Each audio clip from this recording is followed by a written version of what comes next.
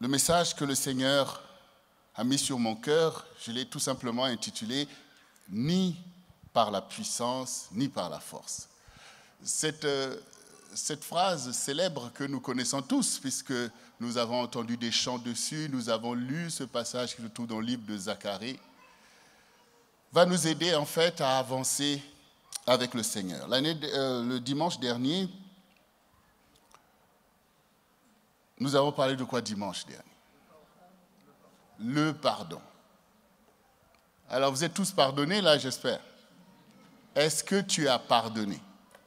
Il faut pardonner. Là, nous allons avancer toujours un peu dans la même lignée pour aller chercher toujours la puissance de Dieu. Alors, faisons d'abord la lecture de ce passage de Zacharie pour que nous puissions bien nous mettre cela à l'esprit. Que cette parole n'est pas sortie ni de ma bouche, ni de ma pensée, mais cette parole est bien sortie de la bouche du Seigneur et de sa propre pensée. Zacharie 4. Je pourrais lire à partir du verset 5. L'ange qui parlait avec moi me répondit. Ne sais-tu pas ce que signifient ces choses? Je dis non, mon Seigneur. Alors il reprit et me dit, c'est ici la parole que l'Éternel adresse à Zorobabel. Ce n'est ni par la puissance ni par la force, mais c'est par mon esprit, dit l'Éternel des armées. Qui es-tu, grande montagne, devant Zorobabel?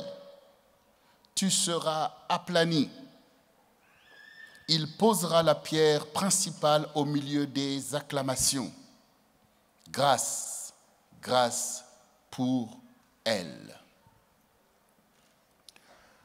Donc c'est de ce passage que nous avons tiré ce titre qui va nous aider à comprendre dans quoi le Seigneur veut nous conduire encore aujourd'hui.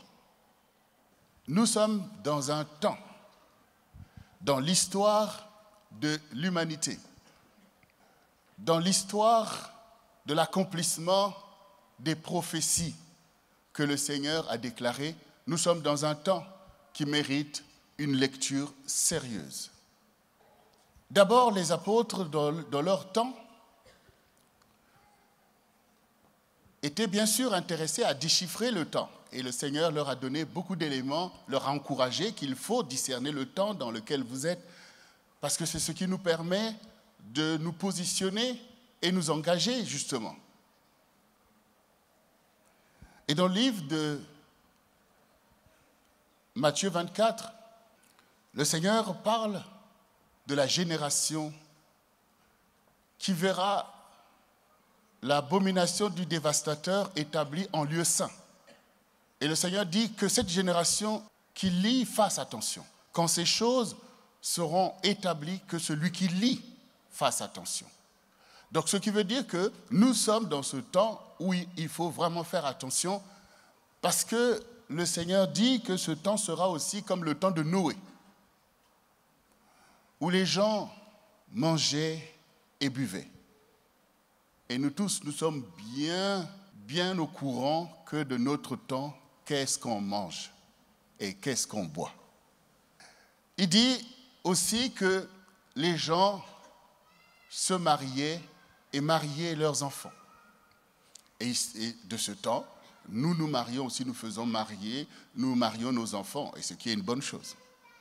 Mais le problème de ce temps, ce n'est pas que Dieu est contre que vous mangez ou que vous buvez. Si vous restez raisonnable, c'est pour votre bien. Ou que les gens se marient, c'est sa volonté.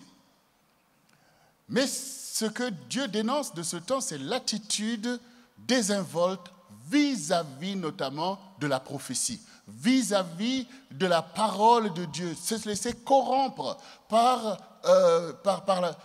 les besoins de la chair, en fait. C'est de devenir chair et oublier que nous sommes esprit avant tout, et que l'esprit a ses challenges et ses préoccupations. Qu'est-ce qu'il y a derrière le statu quo? une fois qu'on a mangé, quand elle est dormie quelque part, qu'est-ce qui se passe? Qu'est-ce qui se trame? Qu'est-ce qui se trame? Que font les puissances? Qu'est-ce que fait Dieu? Et que fait Satan? Que font les anges? Que font les démons? Et que font les hommes qui ne dorment pas? Qu'est-ce qu'ils préparent pour notre temps, pour notre pays, pour nos familles? Qu'est-ce qu'ils font? Tu es obligé de te poser ces questions. Et non pas de se laisser assoupir. Parce que dans la vérité, les puissances travaillent. Des hommes travaillent. Des hommes impies travaillent et fomentent une société. Mais les justes travaillent aussi. Prie, invoque le Seigneur. Cherche l'accomplissement des temps prophétiques. L'Église doit travailler. Ce sont des royaumes qui s'exercent et même qui s'affrontent. Le Seigneur nous a appris à dire que ta volonté soit faite sur la terre comme au ciel. Mais cette volonté de Dieu que nous voulons faire sur la terre vient contre la volonté de qui? Le royaume de Dieu que nous voulons établir vient contre le royaume de qui? Il y a bien des royaumes sur la terre. Donc nous, en tant qu'enfants de Dieu, en tant que disciples du Seigneur, nous ne pouvons pas nous corrompre dans le statu quo sans se soucier de la parole de Dieu, de la pensée de Dieu. La parole de Dieu véhicule la pensée de Dieu. Tu as besoin de marcher par la pensée de Dieu et non par tes propres pensées. Et c'est dans la parole que tu médites, que tu découvres la pensée de Dieu sur les choses. La pensée de Dieu sur la justice, la pensée de Dieu sur le mariage, la pensée de Dieu sur tous ces sujets qui nous agitent. Même la pensée de Dieu sur les retraites. Dieu a une pensée sur tout. Et tu as besoin de marcher selon la pensée de Dieu. Et non pas selon la pensée de qui que ce soit. C'est ainsi que nous sommes dans l'adoration. Parce que vous ne pouvez pas penser que nous allons marcher hors de la pensée de Dieu et même à l'encontre de la pensée de Dieu et venir lever les mains et croire que nous serons agréés. Voyez vous-même. Le passage qui a été lu ici dans l'exhortation montre bien, le prophète dit que quand vous abandonnez Dieu, il vous abandonne. Quand vous le cherchez de tout votre cœur, il se laisse trouver. Donc on voit bien. Et le Seigneur Jésus, c'est à nous qu'il parle. Quand le Fils de l'homme reviendra, trouvera-t-il la foi sur la terre? Mais quand on parle, quand je lisais ce passage, je dis, mais quand le Fils de l'homme reviendra, je me suis dit, mais oui, mais ça a à voir avec la fin du monde, l'enlèvement de l'Église. C'est à ce moment-là que le Seigneur dit, quand il reviendra, trouvera-t-il la foi sur la terre? Mais en fait, non. C'est pas à ce moment-là. Parce que quand il était en train de parler à ses disciples, c'était avant sa crucifixion. Donc il leur parlait qu'il va être arrêté, crucifié, qu'il va être mis au tombeau et tout ça. Donc, et il leur a dit qu'il va ressusciter. Qu'il va ressusciter. Donc, comment maintenant le Seigneur va dire que est-ce qu'il y aura la foi de la charité du plus grand nombre va se refroidir si ça a à voir avec les temps après les enlèvements. Mais non, c'est maintenant le danger de l'incrédulité. Le danger de l'incrédulité. C'est là, c'est maintenant, c'est le challenge de l'Église. Est-ce que mon Église sera puissante? Est-ce que le salut va opérer tel qu'il nous l'a transmis, le pouvoir qu'il nous a donné? Est-ce que les vocations vont se déployer? Est-ce que les ministères vont atteindre des objectifs? Parce qu'il est venu pour sauver le monde. Mais sans la foi, l'engagement est anéanti. Voilà, c'est l'incrédulité qui anéantit l'engagement. Oh, tout ça, ça sert à quoi? J'en ai marre, j'en ai assez. C'est l'incrédulité qui parle. Et ces choses sont emmenées par Satan pour éteindre le feu du réveil que Jésus est venu allumer pour Dieu. Jésus est venu nous démontrer qu'on doit aimer le Seigneur par-delà toute chose. Et quand vous aimez, vous ne pouvez rien refuser. Vous voyez? Et donc, c'est par l'incrédulité, c'est-à-dire par des raisonnements humains. Parce que l'incrédulité vient par des raisonnements. Parce que les intentions dont parlait Pasteur Jésus, nous avons tous une inclinaison. On aime Dieu, personne, même ceux qui suivent le diable, ne disent que j'aime le diable. Mais vos pensées l'adorent, vos pensées l'honorent. Honore le diable, honore ses stratégies, sa malice. Voilà, il faut réaliser. L'engagement veut dire que je me souviens de ce que Dieu a dit. Parce que quand le serpent est venu parler à Ève, il a mis la confusion sur ce que Ève savait, ce que Dieu a dit de ne pas faire. Donc, il a travaillé pour rendre Ève incrédule par rapport à ce qu'elle avait pourtant bien compris pour aller ajouter des choses. Mais oui, mais bon, on sera comme Dieu. Bon, Dieu dit ça, mais on peut faire un peu, on peut gérer et tout. Vous voyez, c'est ça en fait. Je me suis dit, est-ce que je trouverai la foi sur la terre? La foi en quoi? La foi en quoi? En Dieu. La foi dans ce qui est bien. Vous voyez, la foi dans ce qui est bien. La foi dans ce qui est saint. Cette foi-là qui est nécessaire. Parce que c'est comme quand il a dit que je m'en vais et je vous enverrai le consolateur, le Saint-Esprit, et je serai avec vous. Vous voyez, et je serai avec vous. Il est là pour conduire l'Église. Il est là pour conduire l'humanité vers Dieu.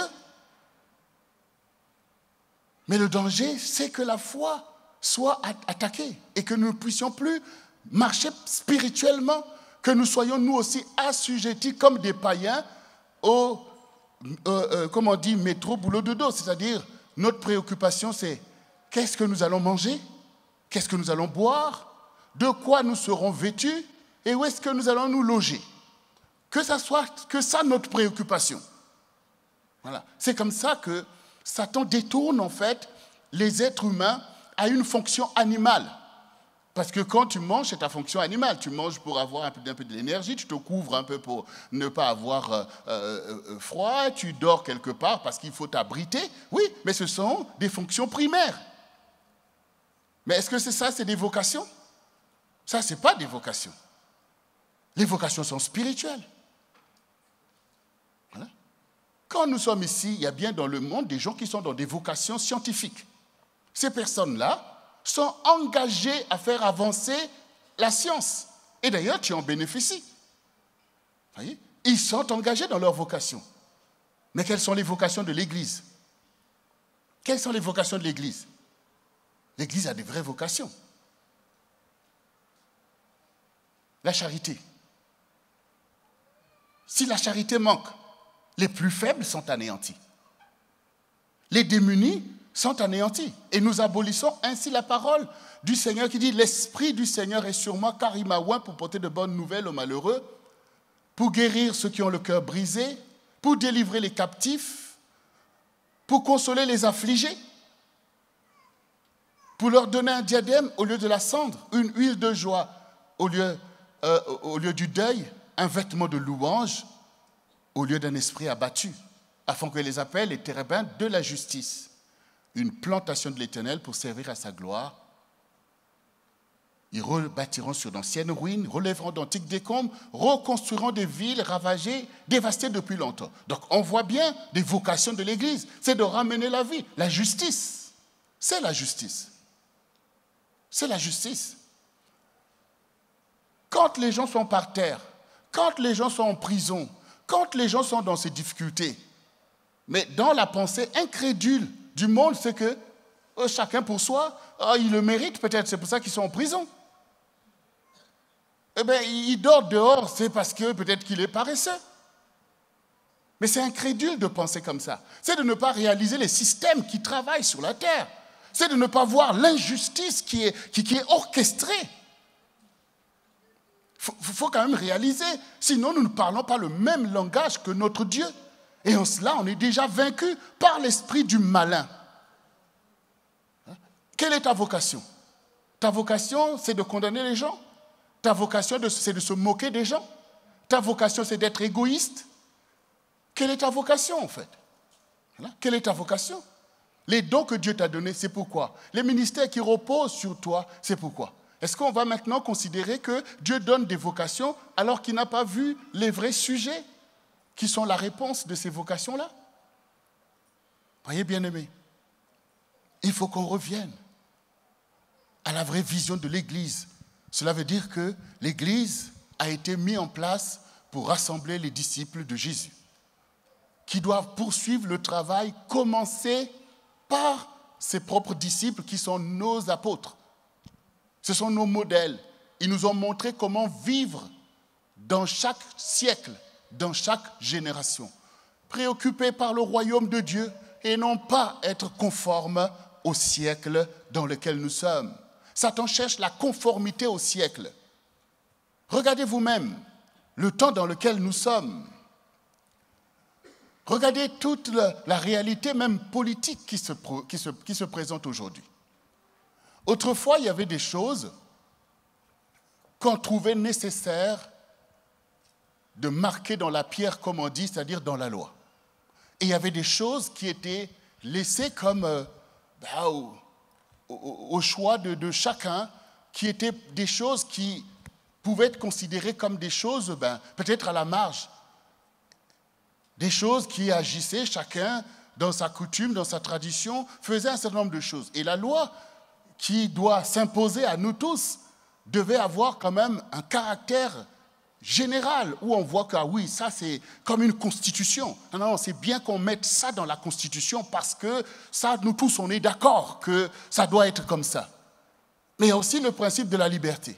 Mais au jour d'aujourd'hui, on voit bien que la politique se résume aujourd'hui à faire tout un tas de lois à longueur de journée, à légitimer des choses qui étaient jusqu'ici laissées, au choix de chacun. Donc on veut comme imposer au plus grand nombre des choses qui ne regardent que des minorités. Est-ce que vous avez réfléchi à ça? Oui, Satan est à l'offensive, c'est une sorte de dictature où l'on veut mettre dans la loi les choses qui sont contestées par la population, soit disant que c'est la démocratie. Ça veut dire que la population ne veut pas quelque chose, mais on voit le passage en force pour ériger dans la loi ces choses que la plupart ou la majorité refusent. Ça veut dire quoi ça? Ça veut dire quoi ça? C'est des lobbies. C'est des lobbies. Mais on cherche quoi? Quelle société on veut créer? Et au milieu de ça, nous on va dormir, alléluia, alléluia, alléluia. Non, bien-aimés. C'est quoi nos vocations? Il faut réaliser, ce sont les royaumes qui s'affrontent.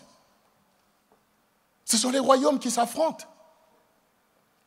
Et quand vous commencez à réfléchir à ces choses que, soit disons nous, c'est des pays démocratiques, on voit bien qu'on ne peut plus rien arrêter, même si on manifeste. Vous voyez, même là, on voit qu'il y a des manifestations, on ne veut pas la loi sur les retraites. Oui, peut-être que le gouvernement va reculer, ou je ne sais pas, mais partout où on a fait des manifestations pour changer les choses, je me rappelle, 2009, c'était dans les dom-toms, enfin, notamment les Antilles, où on a manifesté pour la vie chère, on a changé les choses. Tout est revenu pire qu'avant. Donc on voit bien qu'on est dans un temps qui est en train de basculer à des choses qu'on ne maîtrise pas. On voit bien cela. Et quand vous réfléchissez à tout ça, ça veut dire que vous voyez l'offensive des choses, et la plupart de ces choses viennent en fait pulvériser les normes de la parole de Dieu. Voilà. Ça veut dire que maintenant, on enseigne de faire tout ce que Dieu dit de ne pas faire, et on l'érige en loi. Donc, on voit bien que ces choses rentrent même au niveau de l'éducation. On veut enseigner ces choses. On veut enseigner, en fait, des choses qui sont vraiment le péché. On veut les enseigner avec la force de la loi et de l'éducation, même nationale. Maintenant, vous voyez ces choses. Vous voyez ce que ça peut représenter si vous vous tenez dans la vérité de Dieu. Donc, la question se pose sur l'Église. Le rôle, à quoi tout ça, nos enseignements vont servir. Quand vous voyez toutes ces choses, la faiblesse, effectivement, de la foi aujourd'hui, notamment au milieu des nouvelles générations, vous allez vous dire, mais il n'y a rien à faire. Vous voyez, c'est comme quand il y avait la guerre, que la guerre fait rage, et que devant vos ennemis, vous voyez que vous ne faites pas le poids, qu'est-ce qu'on fait? On lève les mains, et puis on se soumet. Quand vous réfléchissez, vous aurez ce sentiment. Vous aurez ce sentiment. Mais dans la réalité, ces choses ne sont pas nouvelles. L'histoire de l'humanité nous enseigne qu'on a toujours voulu créer des sociétés à notre convenance. Mais Dieu a toujours fait face à cette velléité de l'esprit humain d'être son propre Dieu. Dieu a toujours fait face à l'offensive de Satan de vouloir écarter sa parole dans la vie d'une génération. Qu'est-ce qui s'est toujours passé? Dieu a toujours gagné. Les apprentis sorciers ont toujours échoué. Tous les royaumes qui ont voulu dominer ont toujours été renversés. Aujourd'hui, c'est la même chose. Mais renversés par quoi et par qui? Par Dieu. Quand Goliath s'est levé, Saül a essayé de faire face pour s'opposer à celui qui venait insulter le nom de l'Éternel, qui venait insulter le royaume d'Israël. Alors il a pris son armée, et ils ont essayé de faire face. Et l'attaque était tellement massive, incarnée par la personne de Goliath, qu'ils n'ont pas fait le poids. Ils n'ont pas fait le poids. Comme toi aujourd'hui, quand tu te lèves devant toutes les idéologies que le diable emmène aujourd'hui, tu auras aussitôt le sentiment que tu ne fais pas le poids. On ne fait pas le poids. On a vu ici l'exemple, quand on a fait le mariage, quand ils ont voté le mariage pour tous, beaucoup de gens se sont levés. Des croyants ou même des non-croyants disent non, mais ces valeurs-là, c'est pas bon, c'est pas nos valeurs. Les gens se sont levés. Et il y a eu des démarches énormes. Beaucoup de gens, plus que même les gens qu'on voit aujourd'hui dans la rue. Ça n'a pas empêché à Hollande et Taubira de mettre cette loi. Et aujourd'hui encore, il y a plein de lois qui sont votées dans la même lancée.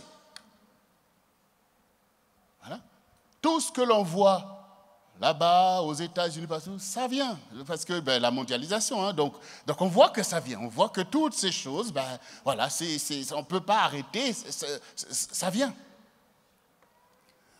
Alors, dernièrement, il y avait encore une marche parce qu'au Sénat, on était en train de voter la loi PMA pour tous, bientôt c'est la GPA. Bon, on essaie de faire des marches, on essaie de voir, mais on voit bien qu'on ne fait pas le poids. Et c'est la vérité. Parce que ceux qui emmènent ces choses sont déjà plus organisés, plus forts, et avec tous les moyens nécessaires pour entraîner la masse. Bon, Saül aussi était dans cette situation, il a vu qu'il ne faisait pas le poids. Personne ne peut faire le poids dans ces choses. Donc l'Église ne peut pas être dans la confusion quand on voit des choses qu'on ne peut pas faire le poids. Mais le Seigneur dit quoi devant ces choses? Le Seigneur ne nous a jamais dit que allez-y maintenant avec votre petit intellect ou avec vos muscles pour aller combattre mes guerres et que vous allez gagner. Non. Quand David est venu sur le champ de bataille, il dit, mais qu'est-ce qui se passe ici? Il dit, mais attends, il y a un géant là-bas, il est énorme, il est ceci, il est là, sa lance pèse tant et tout. Je dis, mais attendez, mais vous me parlez d'un incirconcis, oui ou non? Oui, mais est-ce que c'est un incirconcis? Et vous, vous êtes qui? Vous êtes l'armée de l'Éternel. Donc, pas l'armée de Saül, l'armée de l'Éternel. Parce que là, ils étaient l'armée de Saül. Mais oui, ils étaient l'armée de Saül qui essayait de faire, mais David leur rappelle. En principe, vous êtes l'armée de l'Éternel. Là, vous parlez bien de l'Éternel. Aujourd'hui, c'est exactement ce rappel que nous avons besoin. Nous sommes l'église de qui? Voilà. Nous sommes l'église de qui? Voilà. On voit bien tout des tas de bruits, des dénominations, des doctrines, des trucs. Mais nous sommes l'église de qui? C'est ça la vraie question. Alors, David, lui, il dit, moi, je vais aller combattre ce géant. Voilà.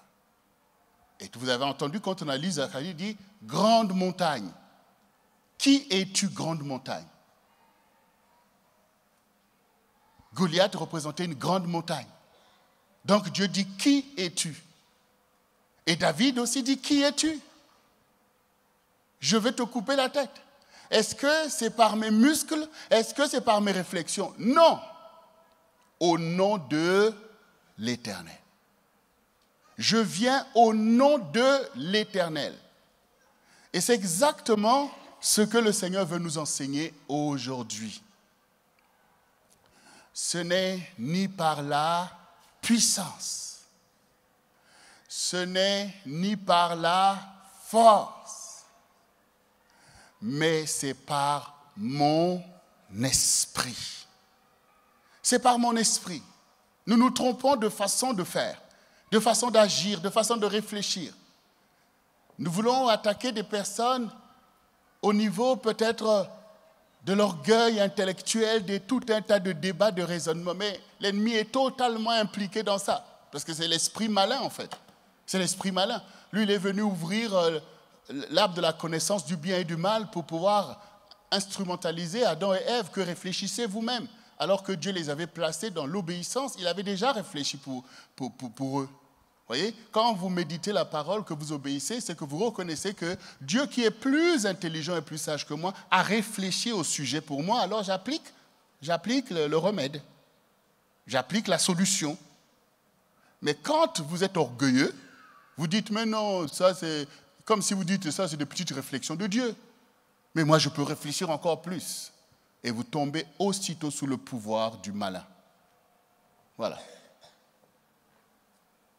Donc ici, le Seigneur nous ramène véritablement à la vraie puissance de l'Église, qui est le fait d'agir par l'Esprit du Seigneur. Vous voyez, c'est-à-dire que cette problématique s'est posée quand le Seigneur lui-même était en train d'instruire ses disciples à prendre le témoin pour aller faire de toutes les nations des disciples. Donc, les apôtres, encouragés par le Seigneur, ont pris des problématiques de leur temps, du royaume d'Israël, pour dire, mais est-ce que c'est en ce temps, quand est-ce que tu vas revenir, à quel signe, et à toutes ces choses. Mais le Seigneur leur a dit, voilà, je vois que vous comprenez que ce n'est pas simple d'aller faire des disciples dans les nations, ce n'est pas simple pour vous, vos vocations, de se déployer avec efficacité comme je vous demande, mais vous recevrez une puissance. Le Saint-Esprit survenant sur vous, et vous serez mes témoins.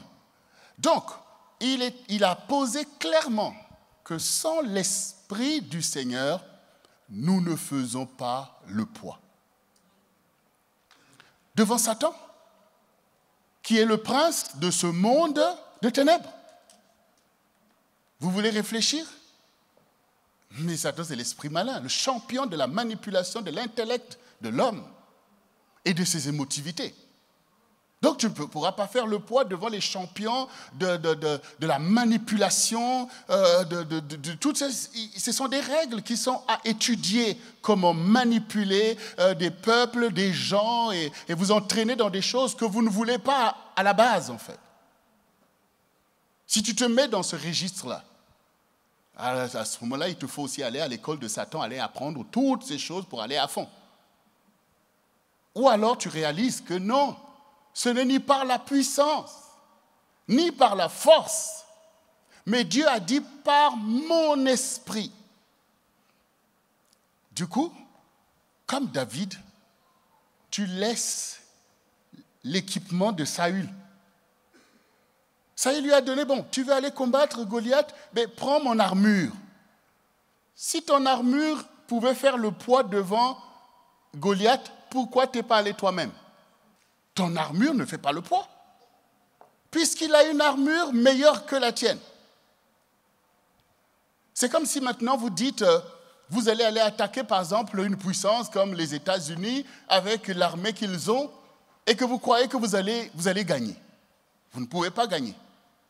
À moins que vous trouvez une stratégie qui met à mal tout son armement. Mais si vous venez contre son armement qui est plus que la vôtre, vous êtes anéanti. Le Seigneur, très important, le Seigneur ne nous envoie pas pour faire avancer son royaume. Le Seigneur ne nous envoie pas avec l'orgueil intellectuel, avec les choses qu'utilisent les méchants. Non, quand vous voyez dans la Bible, Joseph a été envoyé en Égypte, au milieu des dieux de Pharaon. Il a fait la différence. Est-ce que c'est avec la puissance? Est-ce que c'est avec la force qu'il a fait la différence? Non. Avec des visions, avec des songes, que toi aussi tu as, mais que tu méprises, que tu négliges, parce que ça te paraît naïf devant la réalité qui est là. Toi aussi tu veux aller dans des écoles de je ne sais pas quoi, aller apprendre toute l'agitation de toutes ces choses, alors que Dieu il te parle en fait. Il te montre la voie que tu dois suivre. Il t'a montré des songes pour te montrer ta vocation. Il t'a emmené au CRC pour que tu sois enseigné des voies du Seigneur. Et il a promis de faire de toi la tête et non la queue. Mais on voit beaucoup de chrétiens aujourd'hui qui se déstabilisent eux-mêmes, préfèrent aller apprendre aujourd'hui les choses du monde. On voit beaucoup de chrétiens aujourd'hui se détourner des pasteurs que Dieu leur a donnés, préférant aller avoir des coachs de je ne sais pas quoi, coach de ceci, coach de ceci, coach de ceci, coach de ceci. Donc ça veut dire qu'à nos yeux, comme si le royaume de Dieu n'est plus puissant en fait. C'est le royaume du monde qui est monté. Le royaume de Dieu n'est plus puissant pour nous conduire. Voilà la réalité. Et tu veux aller avec des personnes qui n'ont pas reçu comme toi la foi, l'amour du Seigneur. Au milieu d'eux, tu vas faire quoi? L'enfant prodigue. L'enfant prodigue. Lui aussi, à un moment donné, a considéré que le royaume de son père n'était pas aussi challengeant que ça. Bien sûr, il n'a rien reproché à son père parce qu'il voit les valeurs. Il voit les valeurs de paix, d'amour. Donc, il ne pouvait pas dire à son père, « Oh, père, donne-moi ma part d'héritage parce que tu es ceci, tu es cela. » Non, il dit, « Bon, donne-moi ma part d'héritage afin que moi-même, j'aille gérer mes affaires. Hein, papa, je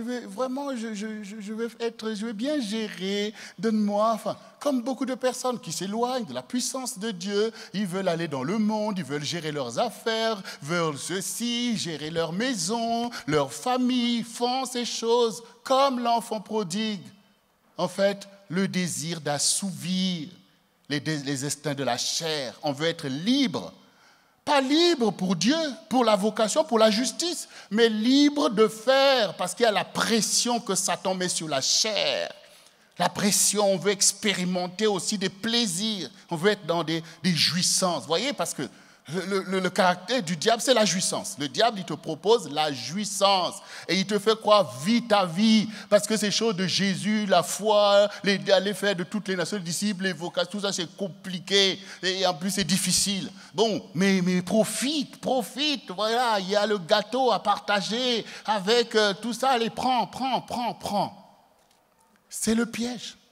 Parce que l'enfant prodigue, oui, parce que Dieu est un Dieu de liberté, effectivement. On a entendu ce que disait Pasteur Justin en rappelant la rigueur qui a accompagné les enfants d'Israël, où quand une plaie était déclarée, c'est des gens qui mouraient parce que Dieu frappait. Maintenant, aujourd'hui, bon, Jésus a pris toute la galère, la souffrance de nos péchés. Il a payé, il a apaisé le cœur de Dieu. Il a satisfait les exigences de Dieu. Donc, il a ouvert un temps de grâce qu'on appelle des temps messianiques. Donc, mais est-ce que la grâce, c'est l'indiscipline? Est-ce que la grâce va être la perte de nos vies? Est-ce que la grâce, c'est le péché? Ça n'a rien à voir. La grâce fait partie de la justice. La grâce de Dieu, c'est au contraire l'excellence de son amour, de sa bonté. C'est la valeur qu'il a accordée à nos âmes. Il nous fait grâce. Mais on ne peut pas annuler la grâce. C'est comme si maintenant vous créez des conditions agréables pour vos enfants afin qu'ils soient les meilleurs de leur génération ou de leur classe et que maintenant ils prennent ces choses que vous avez mises pour être les plus mauvais. Et l'enfant prodigue, il s'est retrouvé là à faire dans la liberté, gérer ses affaires, mais au final, les amis qu'il s'est donnés à Las Vegas, qui étaient avec lui pendant qu'il pouvait encore apporter des ressources, quand maintenant il s'est retrouvé en crise, il a réalisé que ce n'était pas ses amis, c'était ses ennemis. Au point où il n'avait plus rien à manger.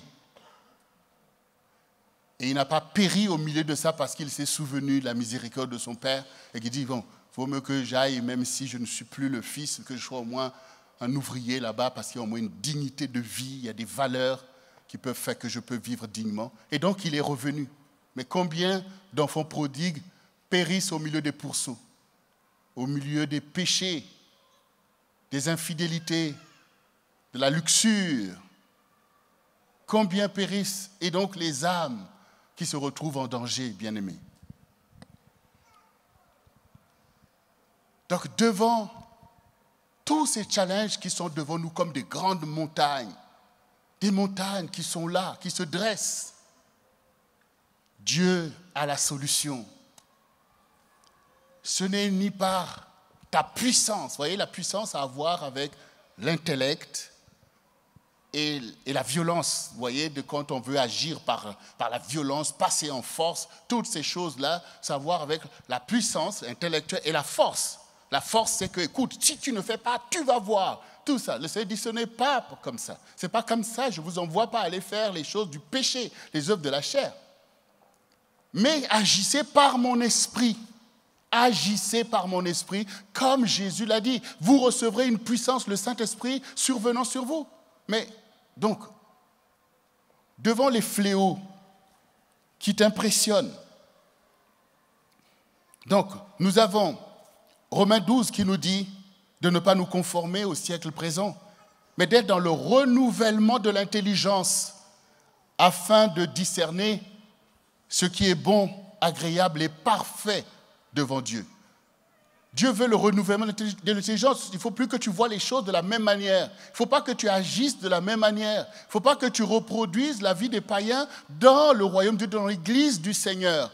Mais tu dois, au contraire, recevoir le Saint-Esprit et marcher dans la communion du Saint-Esprit pour pouvoir échapper à l'étau du siècle, mais glorifier Dieu au milieu de ce siècle, de cette génération. Expérimenter la victoire du Seigneur.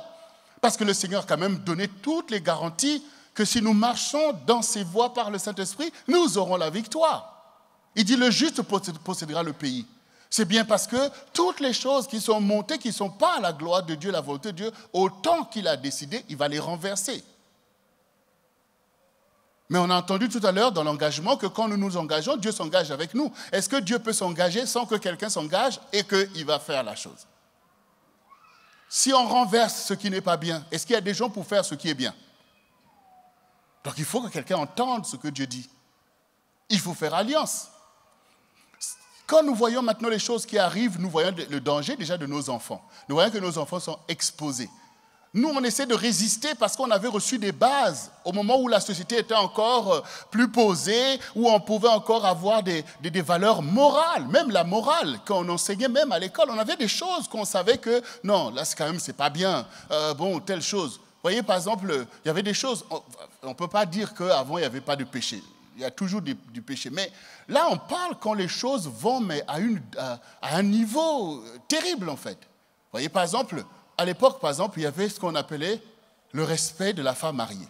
Ça veut dire que même nous, quand on grandissait, tu vois une femme, tu veux aller, comment dire, draguer et tout. Mais quand la femme disait « Madame un-tel », il y avait quelque chose où les gens se disaient que, ah, elle est mariée et tout. Mais aujourd'hui, à force de regarder plein de films qui te montrent que plus... en fait, aujourd'hui, c'est plus la personne est mariée et plus là, ça t'excite encore plus, quoi. On ne respecte... Il n'y a plus de morale. D'ailleurs, de toute façon, nous sommes dans un temps où on dit on ne veut pas de l'ordre moral. C'est-à-dire que la morale, qui n'est même pas à tout prix une règle religieuse, mais une convention de bon sens, on n'en veut plus. Là, heureusement que les histoires de MeToo se sont levées là pour recadrer un peu tous ces gens-là qui croyaient que l'impudicité, c'est une arme pour faire... Mais il y en a encore plein en Afrique là-bas qui utilisent encore l'impudicité comme arme politique pour assujettir des peuples, humilier des gens. Pourquoi les MeToo n'arrivent pas là-bas? Ah mais oui, parce que dans tout ça, parfois, il y a quelque chose de bon. Il faut dénoncer ces choses du diable.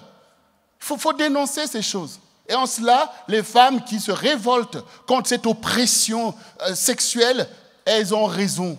Et Dieu est avec eux, parce que du coup, ce n'est pas des choses que Dieu peut agréer. Dieu veut que l'homme puisse aimer la femme, pas la mépriser ou en faire des esclaves. Et ça ne suffit pas des systèmes d'esclavage. Pourquoi assujettir des gens? Un esclave, c'est quoi? C'est que tu assujettis la personne à tes désirs. À tes désirs.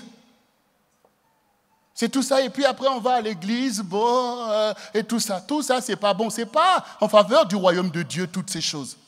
Il faut dénoncer. Et même des croyants se retrouvent dans ces choses-là. Vous voulez voir? Vous croyez que... Allons-y dans le livre de Apocalypse. Apocalypse 18. Satan travaille, il pollue l'atmosphère, il pollue la société pour rendre favorables ses affaires. Et pendant ce temps, l'Église se retrouve dans l'impuissance à cause du péché qui gangrène.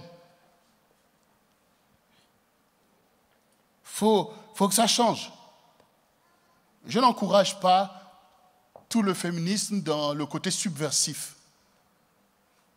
Mais je pense que quand les gens qui se retrouvent sous l'oppression des choses que Dieu ne leur a pas demandé de souffrir, quand Dieu dit de se soumettre, ça n'a rien à voir avec des choses impures, ça a à voir avec l'intelligence. Ça a à voir avec l'intelligence. Donc les gens doivent se révolter. Apocalypse 18 nous dit ceci. Après cela, je vis descendre du ciel un autre ange qui avait une grande autorité, et la terre fut éclairée de sa gloire. Il cria d'une voix forte, disant, elle est tombée, Babylone la grande, elle est devenue une habitation de démons, un repère de tout esprit impur, un repère de tout oiseau impur et odieux. Parce que toutes les nations ont bu du vin de la fureur de son impudicité, et que les rois de la terre se sont livrés avec elle à l'impudicité, et que les marchands de la terre se sont enrichis par la puissance de son luxe. Et j'entendis du ciel une autre voix qui disait, « Sortez du milieu d'elle, mon peuple, afin que vous ne participez point à ses péchés et que vous n'ayez pas part à ses fléaux. » Donc on voit bien en fait les choses par lesquelles Satan veut priver de puissance une génération ou attaquer l'Église quand ces choses rentrent pour nous affaiblir. Parce que bien sûr, la pollution, l'impudicité, c'est pour te séparer de l'Esprit de Dieu. Tu veux marcher dans la communion du Saint-Esprit, mais quand il y a ces choses, comment tu restes avec l'Esprit Saint? Oui.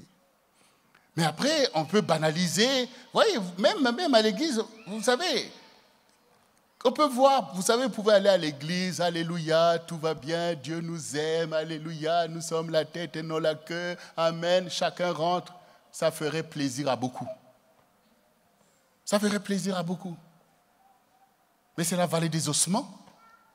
C'est la vallée des ossements. Et ainsi, nous sommes assujettis à suivre l'esprit du monde parce qu'on ne peut pas faire le poids.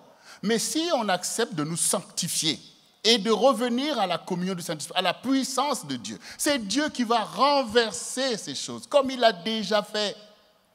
Il a déjà fait.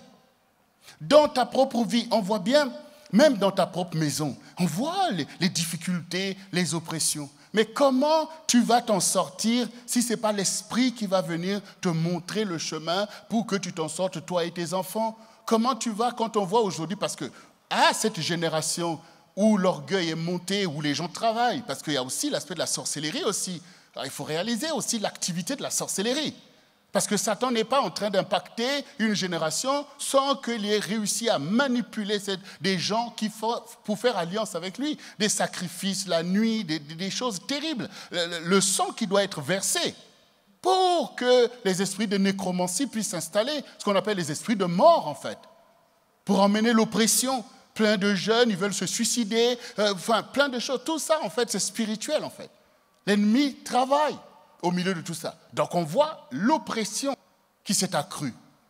Chacun peut vivre une oppression. Vous pouvez voir vous-même l'opposition, l'oppression, tu ne dors pas bien, pour se marier c'est compliqué, avoir du travail c'est compliqué. Vous voyez bien cette oppression-là qui agit aujourd'hui. Mais devant toutes ces choses, on peut se gratter la tête pour dire, mais Seigneur, mais comment on va faire pour s'en sortir? Il faut revenir à l'Esprit de Dieu parce que ces mêmes choses que tu souffres, ton frère, ta sœur aussi a souffert ces choses, s'est tourné vers le Seigneur, a changé de vie, renoncé à ses mauvaises voies et en priant, en invoquant le Seigneur, Dieu a montré des songes, des visions, a suivi l'enseignement. Déjà, première des choses, Satan veut détruire, mais il faut d'abord que tu apprennes à garder ta vie. Quand tu sors des pièges du diable, d'aller dans des choses qui sont le péché, tu gardes ta vie. Il faut déjà garder ta vie, parce que c'est avec ta vie que Dieu va relever les challenges. C'est avec ta vie, il faut garder ta vie. Vous savez, Dieu a gardé la vie de Joseph. Quand ses frères ont failli le tuer, Dieu a tout fait pour qu'il ne soit pas tué. Parce que s'il a été tué, qu'est-ce qui allait se passer dans l'histoire du peuple de Dieu? Donc Dieu veut que tu gardes ta vie. Mais les jeunes, c'est vraiment des gens sur qui Satan charge. Il veut déjà détruire ta jeunesse, emmener toutes sortes de problématiques, de péchés, d'oppression démoniaque. Mais quand nous rassemblons les jeunes pour les challenger par rapport à leur vocation, leur avenir, on leur disait, mais regarde l'état de ta famille, c'est toi le Joseph. Regarde l'état de ton peuple, c'est toi Esther. Nous voulons que cette jeunesse adhère à ces valeurs-là pour être ce qui relève effectivement la famille, qui relève l'Église et même la nation. C'est quand même un appel. C'est ça les appels que Dieu lance. Mais cette jeunesse ne va pas s'en sortir s'il n'accepte pas l'enseignement de la parole. Si je prends le sujet comme l'abstinence, des choses qui, ça paraît ringard de parler même de ces choses-là. Mais l'abstinence garde les jeunes. Or, le diable, avec ses idéologies, veut te culpabiliser, veut te faire croire que parce que tu n'as pas de copain, tu n'as pas de copine, tu es la dernière, tu es telle chose. Alors qu'au contraire, il faut revenir à des valeurs aussi. Celle qui se garde a de la valeur. Et c'est valable aussi pour les jeunes, pour les garçons. Parce qu'on pense que ces choses ne concernent que les filles. Qu'est-ce qu'on a gagné dans la fureur de l'impudicité? Combien de jeunes filles se sont suicidées et d'autres cherchent à se suicider? D'autres de cœurs ravagés, allez, partir avec un tel, après tu ne sais plus où te mettre, tu as tout foiré, tu ne peux plus étudier, ta relation avec les parents chaotique, même avec les pasteurs, tout ça parce que tu es pris dans ce piège-là. Donc comment nous allons maintenant parler de réveil, parler de la victoire de l'Église sans challenger sur les sujets qui ont à voir avec la sanctification? Voilà. Donc on est obligé, on ne peut pas se complaire. Qui de nous enseigne à tes enfants que, écoute, dans la vie il faut travailler, mais bon, si ça te dérange, c'est pas grave. Il y a toujours un moyen de s'en sortir, peut-être aller aux minima sociaux. Ça va s'arrêter. Dans la société qui vient là, ça va s'arrêter. Donc tu es obligé d'enseigner à tes enfants des valeurs. Tu es obligé d'enseigner. Prendre même ton témoignage des choses que tu as ratées pour mieux enseigner à tes enfants que mais si vous n'allez pas à l'école, si vous n'écoutez pas Dieu, voilà ce qui vous attend. On est obligé. Et qu'est-ce que Dieu va nous enseigner du péché, soi-disant, parce qu'il est plein d'amour pour nous, pour dire, bon, les enfants, vous savez, je mets la pression sur vous, sur la sanctification, je vois que ça vous attriste, mais bon, écoutez, on va essayer de trouver un... Bon, ça n'a pas de sens. Mais oui, mais je sais qu'il y en a, quand tu entends ces enseignements-là, tu prends la fuite. Mais tu es en train de fuir vers quoi? Tu es en train de fuir vers quoi? Tu es en train de capituler par rapport à ton avenir, par rapport à la gloire de Dieu qui repose sur toi. Et plus on t'enseigne ces choses dans ta prime jeunesse, mieux c'est pour toi. Parce que David, ce n'était pas un vieux. Hein. Quand David a vaincu Goliath, ce n'était pas un vieux, c'est Saül qui était vieux. Voilà. Donc devant tous les challenges que l'on voit là maintenant, devant ce royaume qui vient sur notre génération et qui n'est pas dans nos intérêts ni l'intérêt de nos enfants, il y a besoin de petits David au fond. Il y a besoin des gens qui soient oints de force par le Saint-Esprit. Il faut une génération remplie du Saint-Esprit. Parce que quand maintenant les jeunes vont se lever, parce que si jeunesse savait, si vieillesse pouvait. Donc, les jeunes peuvent, mais ils ne savent pas. Les vieux savent, mais ils ne peuvent pas. Donc, l'équation, c'est faire que les jeunes sachent. Parce qu'eux peuvent. Ben oui. Quand maintenant les jeunes, oui, là tu as tout compris. Quand les jeunes du FCDJ vont se lever avec la puissance de l'Esprit du Seigneur, qui peut les arrêter? Qui peut les arrêter? Et ils vont pouvoir travailler à l'avènement d'une société qui est différente des dangers qu'on redoute. Où tout d'un coup, Dieu peut ramener le repos, comme on a entendu tout à l'heure. On a vu, Dieu leur a donné du repos partout. Une génération où les jeunes, tous les jeunes que nous avons enseignés, qui ont obéi à cet enseignement, qui sont sortis de l'impudicité, des copinages, et qui ont pris l'avantage de se marier dans leur jeunesse, en suivant l'enseignement, nous voyons aujourd'hui ce qu'ils sont. Nous voyons aujourd'hui ce que représente leur famille, comment ils relèvent même des challenges économiques, comment ils prennent l'avantage du temps pour pouvoir avancer. On voit bien que l'intérêt de la jeunesse, c'est d'être une jeunesse studieuse, de relever les défis pendant que tu as la force pour aller plus loin que même tes propres parents. C'est ça. Donc, former les disciples, c'est le challenge de l'Église. L'Église est là pour former des disciples pour non seulement la gloire de Dieu dans l'Église, mais aussi pour bénir leur génération. Ne croyez pas que le Seigneur méprise les gens qui sont dehors sous prétexte qu'ils sont des païens. Non, le Seigneur dit, mais s'ils savaient, il faut que quelqu'un aille leur montrer parce qu'ils sont embrigadés par Satan. Dieu veut que, par notre percée spirituelle, que même ces personnes soient délivrées. Notre challenge est grand. Mais les vocations que nous avons reçues sont la réponse. Mais ce n'est ni par la puissance, ni par la force, mais par l'Esprit du Seigneur. Donc n'ayons pas peur quand nous méditons pour voir le danger. Ce n'est pas pour avoir peur, c'est pour dépendre davantage de Dieu.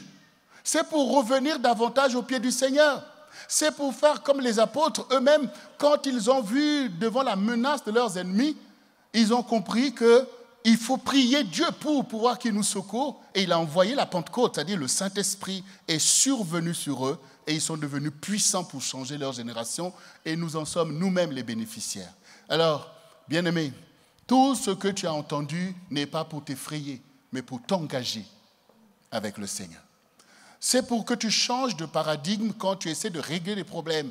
C'est vrai que nous n'avons pas le temps, mais je pourrais y revenir pour vous démontrer que la force et la puissance, c'est ce que tu utilises dans ta maison pour essayer de résoudre les problèmes de ton couple, les problèmes de tes enfants, ce qui est une erreur. Il faut que tu reviennes à l'esprit. Il faut que tu reviennes. Vous voyez, les choses de l'esprit, c'est quoi? On revient à la prière. Ça veut dire que quand tu pries, ne dis pas que c'est rien. Dis-toi que c'est puissant pour renverser l'avènement de l'ennemi. C'est ça la puissance. Par mon esprit, ça veut dire les choses que Dieu a ordonnées, qui sont spirituelles. Quand tu pries, c'est spirituel. Quand tu t'agenouilles, c'est spirituel. Quand tu te prosternes devant Dieu, c'est spirituel. Quand tu pardonnes, c'est spirituel. Quand tu passes sur le fond, c'est spirituel. Il faut qu'on revienne à cette église-là où nous prenons plaisir à nous retrouver pour la prière. où nous prenons plaisir à nous retrouver dans la communion fraternelle. Ne méprise pas tes frères et tes sœurs. La Bible dit, sers Dieu avec ceux qui le servent d'un bon cœur. Quand tu vois des gens fidèles à Dieu, c'est ça qui doivent être tes amis. Ce sont des gens qui s'humilient devant Dieu, qui invoquent Dieu. Ne les regarde pas, ne les méprise pas, parce que c'est ça des vrais amis. Sa prière va t'aider toi aussi. Sors de l'orgueil. Et là dans le monde, tu es gonflé là, mais tu es au milieu de quoi? Non, bien-aimé, il faut revenir à la puissance de Dieu dans les choses simples, dans les jeûnes, dans les épreuves que Dieu lui-même nous place dans des épreuves. C'est là la puissance qui renverse. Dieu prenant plaisir, il va renverser l'imposture de l'ennemi. Et c'est cette église-là que notre génération a besoin. Une église spirituelle où on étudie la parole de Dieu. Une église où on prend encore plaisir d'emmener les enfants à l'école de dimanche. Parce que c'est ça qui va régler. Vous croyez que quand nous étions là en train de louer, cette onction qui se manifeste, vous croyez que ne change pas votre vie? Vous croyez que ça ne change pas les choses au-dedans de vous? Ne croyez pas qu'avec ça, Dieu va placer une embuscade contre vos ennemis qui se dressent contre vous? Mais c'est mépriser la parole. Dieu ne parle pas en vain. Il ne parle pas en vain. Quand nous sommes là tous ensemble, engagés à faire la volonté de Dieu, ne croyez pas qu'on n'en est pas béni et qu'à cause de ça, Dieu ne va pas changer le cours de l'histoire. C'est ça la vérité. Donc on ne va pas maintenant s'agiter, mais on va revenir. Alors, bien-aimés, comme le Seigneur l'a dit lui-même dans ce livre de Actes 1, au verset 6 et 8, ce n'est pas à vous de savoir les temps et les moments que Dieu a placés de sa propre autorité, mais vous recevrez une puissance, le Saint-Esprit survenant sur vous. Alors comprends que ce n'est ni par la puissance de ton raisonnement, ni par la force de ces muscles que tu veux régler tes problèmes, mais c'est par l'Esprit de Dieu. L'Esprit de Dieu, le fruit de l'Esprit, l'amour, la paix, la joie, toutes ces choses. C'est l'enseignement. C'est d'être au pied des gens que Dieu a mis pour t'enseigner les voies du Seigneur. Pour te dire, non, ce n'est pas comme ça que Dieu résout ce problème. Voici ce qui plaît au Seigneur. C'est de revenir dans le rassemblement des saints, la communion des saints, parce que c'est quand nous sommes ensemble que Dieu peut nous donner des challenges pour une génération. C'est ensemble. L'Esprit prend plaisir en ces choses. Dans la maison, c'est aussi le fait qu'on s'assoit pour prier. Les choses que l'ennemi veut te faire croire, oh, tout ça, ça n'a pas de puissance. Ce sont ces choses-là qui ont la puissance de renverser ces manigances. Alors, bien-aimés, nous avons la solution, c'est par l'Esprit du Seigneur. Reçois le repos dans tes pensées, reçois le repos. Le repos, ô homme, on t'a appris ce qui est bien. Reçois le repos, parce que Satan, il passe par les pensées. Il fait de ta boîte crânienne une cocotte minute qui bouillonne, des pensées, des agitations qui n'en finissent pas. La nuit, tu ne dors même pas. C'est comme ça qu'après, tu es attaqué même dans ta santé. Non, Dieu a ouvert un chemin devant toi. Tu sais quoi faire. Dieu t'a montré un songe. Tu te calmes, que Dieu m'a montré que j'aurai la victoire. On voit toutes les attaques que Satan orchestre contre nous. Mais est-ce que je vais oublier les songes que Dieu m'a montrés? Vous croyez qu'on persévère pour rien? Dieu a déjà montré, comme il a montré à Joseph, il nous a montré aussi. Mais on accepte les épreuves parce que c'est le chemin de Dieu. Mais ce qui nous intéresse, c'est satisfaire le Seigneur. Parce que quand le Seigneur l'aura décidé en son temps, il fait toutes choses belles. Il le fera pour toi. Alors, bien-aimé, oui, tu peux acclamer. Bien-aimé, toi qui nous écoutes aussi par Internet, le Seigneur est avec toi. Reviens au Saint-Esprit, reviens à sa parole. Et ensemble, nous allons faire ce réveil, parce que ce n'est pas nous, mais c'est Christ en nous, l'espérance de la gloire. Ni par la puissance, ni par la force, mais par mon esprit. Lève-toi, peuple de Dieu. Nous allons invoquer pour recevoir l'Esprit du Seigneur. Nous avons la victoire, parce que notre Dieu est victorieux.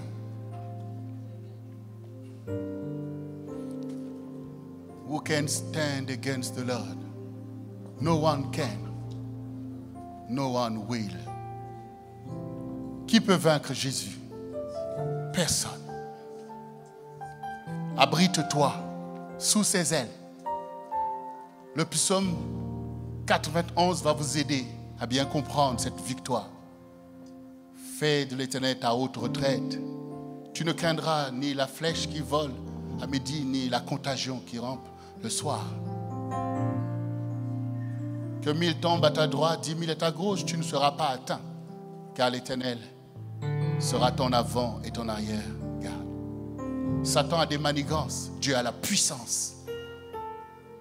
Et l'Église est ointe pour changer les temps selon la prophétie. L'année du ministère, l'année des vocations, libère ta vocation et accomplis ta destinée. Répète après moi, bien-aimé. Seigneur Jésus, je te rends grâce ce matin, car ta parole est la vérité. Et je sais que j'ai la victoire, parce que cela est écrit. Et cela va s'accomplir. Parce que je ne m'appuie pas sur la puissance, ni sur la force, mais je m'appuie sur ton esprit, que tu as envoyé pour faire de moi ton témoin. Je m'appuie sur l'Église, l'Église sainte, qui a fait marcher les saints avant moi. Et je veux y marcher, moi et ma maison, moi et mes bien-aimés, afin que cette génération soit visitée, afin que cette génération soit secourue, Seigneur. Car je ne crains pas la grande montagne, mais je me tourne vers l'Éternel, qui abaisse la grande montagne, qui abaisse le tumulte des flots de la mer, qui ramène la paix dans ma barque. Le lendemain appartient au Seigneur. Et je fais alliance avec toi, afin que le lendemain soit la manifestation de ta gloire, le bonheur de ton peuple et la joie de tes serviteurs. Tu es le maître de l'histoire. Je ne crains pas les manigances de Satan, ni le tumulte des impies, mais je crois dans la parole prophétique que tu me donneras la victoire. Je m'engage, Seigneur. Je m'incline devant toi pour obéir à ta parole et pratiquer la charité. Saint-Esprit, viens. Remplis-moi comme un vase d'honneur. Conduis-nous, Seigneur, comme un peuple saint. Nous nous humilions les uns les autres pour renoncer à l'orgueil, renoncer au rejet. Nous sommes ton peuple et nous nous tenons dans la main pour persévérer dans les voies du Seigneur. Saint-Esprit, viens maintenant même. Change notre mentalité, change notre façon d'être et remplis-nous du Saint-Esprit. Remplis-nous de vie, remplis-nous de victoire, Seigneur. Voici notre génération.